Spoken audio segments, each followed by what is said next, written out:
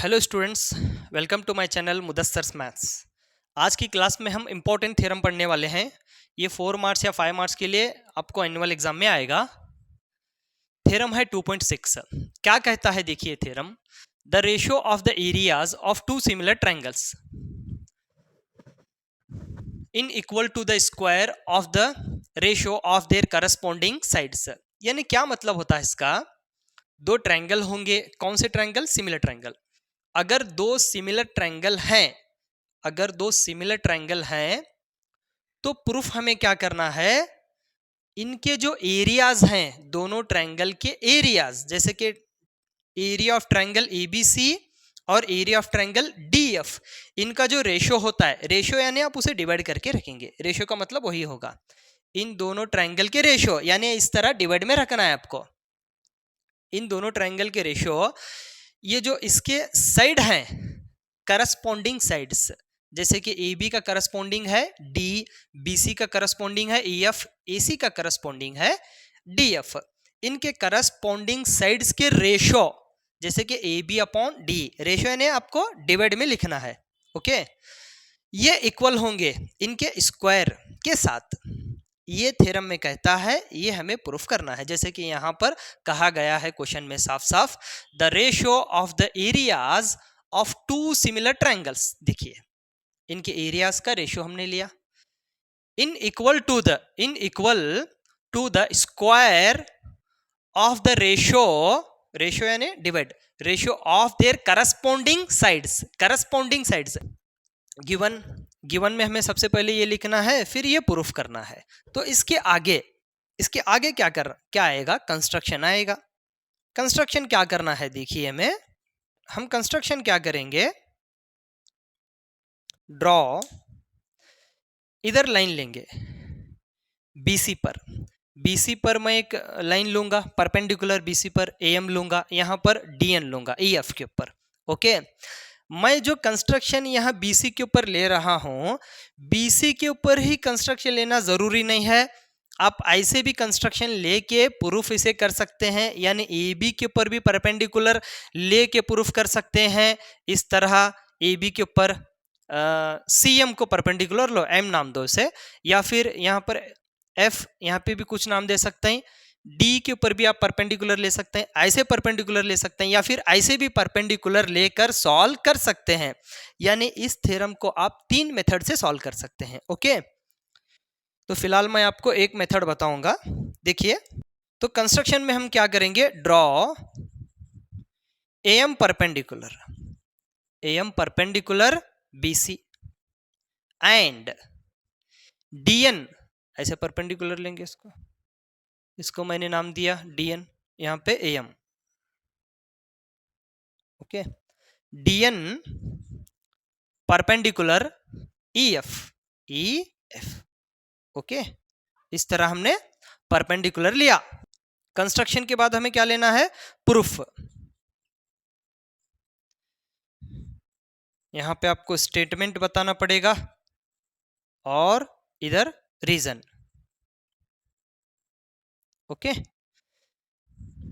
देखिए यहां पर हमने क्या लिया, परपेंडिकुलर लिया। इससे पहले तो नहीं था, सिर्फ एक ट्रायंगल हमें नजर आ रहा था ABC। परपेंडिकुलर लेने के बाद इधर 2 ट्रायंगल हैं और बिगर ट्रायंगल है ABC। अगर हमने कंस्ट्रक्शन लिया है तो कुछ ना कुछ तो काम के लिए ही लिया है। कंस्ट्रक्शन लेने के बाद इधर ट्रायंगल बन गया ABM और ACM, 2 ट्रायंगल बन गए, इधर भी बन गया ट्रायंगल 2। तो कंस्ट्रक्शन करने के बाद जो नए ट्रायंगल बन रहे हैं, उसे हम इस्तेमाल करने के लिए ही कंस्ट्रक्शन किए हैं। ओके, तो क्या करेंगे, हम ये 2 ट्रायंगल को लेकर कंपेयर करेंगे, वो सिमिलर प्रूफ होंगे। ओके, तो सिमिलर प्रूफ करने के बाद आगे क्या होता है देखेंगे। तो मैं ये ट्रायंगल लिया ABM और DN, ये 2 ट्रायंगल को लेकर मैं सिमिलर प्रूफ करूंगा। अगर कोई बच्चे का अगर डाउट है, सर आप ये 2 ट्रायंगल क्यों ले रहे हैं, ये क्यों नहीं ले रहे, तो आप ये ट्रायंगल लेके भी इस थ्योरम को प्रूफ कर सकते हैं। आपको कंफ्यूज नहीं होना है, ये 2 ट्रायंगल लेके भी प्रूफ कर सकते हैं। जैसे मैंने इसको प्रूफ किया, आप इसको भी लेके सेम मेथड से प्रूफ कर सकते हैं। ओके, तो हमने ट्रायंगल लिया ABM, in triangle ABM and triangle DEN, okay. तो इसमें देखिए एंगल यहाँ पे बी है, यहाँ पे एंगल ई है, इसको मैंने 2 मार्किंग दिया, इसको भी 2 मार्किंग दिया है, ये गिवन में ही है।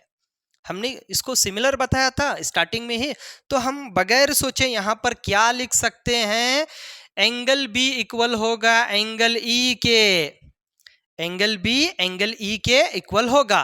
फिर इस तरह अगर हमें कंस्ट्रक्शन लेने के बाद 90 डिग्री दोनों साइड होगा। ये एंगल को आप बताएंगे, कैसे बताएंगे, angle M equal to angle N, ऐसे आप बता सकते हैं क्योंकि आपने यहाँ पर ऊपर ट्रायंगल बताया है। अगर ये ट्रायंगल नहीं होते तो आप angle M equal to angle N नहीं ले सकते थे, ठीक है। या फिर आप ऐसे भी लिख सकते हैं A M B angle A M B equal to क्या आएगा, D N E equal to 90 degree, okay. Starting में ही हमने इक्वल लिया है, हमने गिवन भी हम यहाँ पर लिख सकते हैं, या फिर triangle ABC similar to triangle DF, ये भी आप वहां पर लिख सकते हैं। नेक्स्ट, ये तो 90 डिग्री कब हुआ, हम कंस्ट्रक्शन करें, कंस्ट्रक्शन करने के बाद ही 90 डिग्री हुआ। रीजन में लिखेंगे कंस्ट्रक्शन, ओके। तो अगर दो ट्रायंगल को अगर आप सिमिलर प्रूफ करना है तो दो एंगल को अगर आप इक्वल बताएंगे तो वो क्या हो जाएंगे, सिमिलर हो जाएंगे। दो एंगल को इक्वल बताने के बाद ए सिमिलैरिटी, ये दोनों ट्रायंगल सिमिलर हो गए। Triangle A B M similar to triangle DEN, यहां आगे कंटिन्यू करेंगे इसको।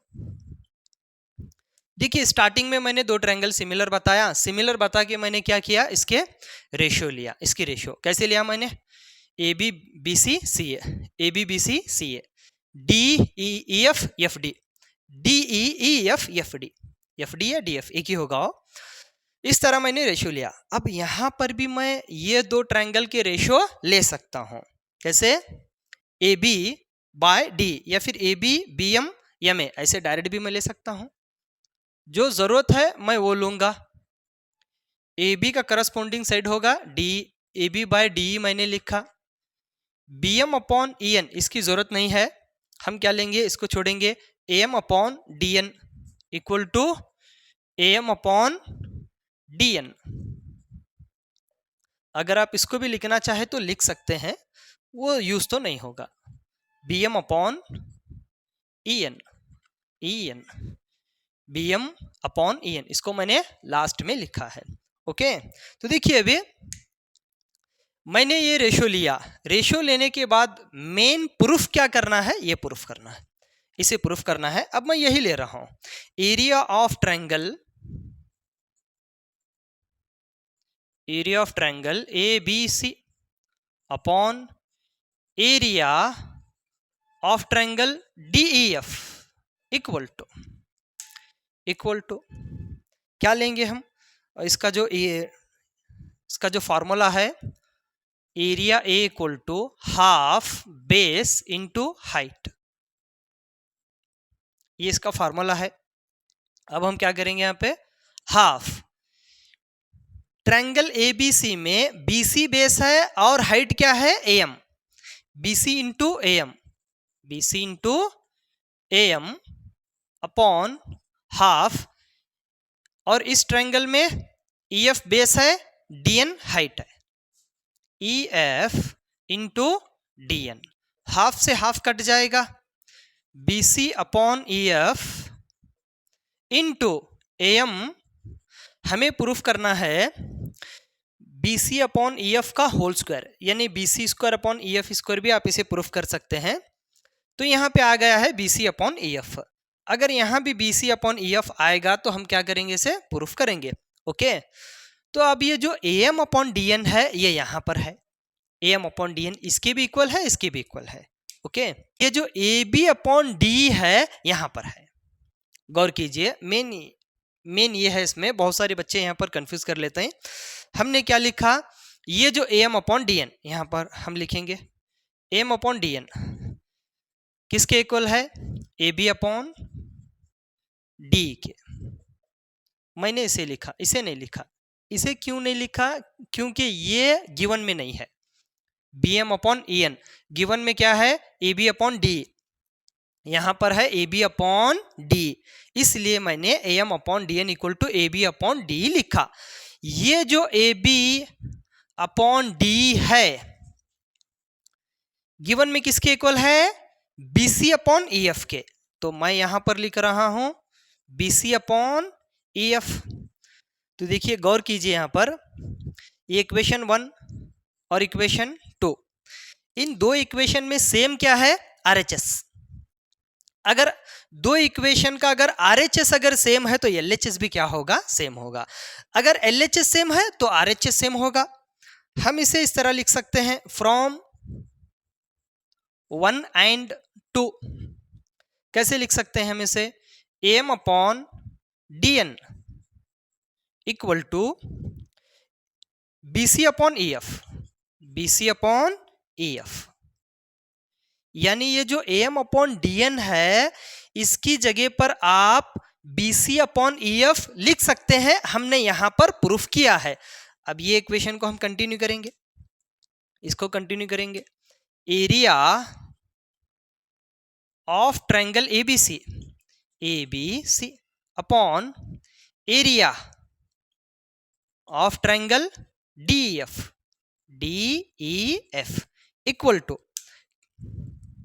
BC upon EF into AM upon DN की जगह पर हम लिख रहे हैं BC upon EF, BC upon EF। तो क्या होगा, BC into BC, BC square upon में EF स्क्वायर। आप ऐसे ऐसे लिख सकते हैं, या फिर इस तरह होल स्क्वायर भी ले सकते हैं, जो कि हमने यहां पर प्रूफ किया है। ओके, इसको अगर आप प्रूफ करेंगे तो ये तीनों के क्या, ये दोनों के क्या होगा, ये इक्वल होगा। एक को अगर आप प्रूफ करेंगे तो इन दोनों को भी प्रूफ करे जैसा। ओके, तो हमने यहां पे क्या किया था, BC के ऊपर परपेंडिकुलर लिया था AM को, इसलिए प्रूफ हो गया BC अपॉन EF का होल स्क्वायर। अगर आप AB के ऊपर इस तरह परपेंडिकुलर लेंगे, D के ऊपर इस तरह परपेंडिकुलर लेंगे, तो प्रूफ क्या होगा, AB अपॉन D का होल स्क्वायर। अगर आप ऐसे परपेंडिकुलर लेंगे तो AC अपॉन DF का होल स्क्वायर प्रूफ होगा। ये आप ट्राई कर सकते हैं। ओके, तो आंसर करेक्ट ही आएगा, वही आएगा। ओके स्टूडेंट्स, नेक्स्ट वीडियो में मिलते हैं।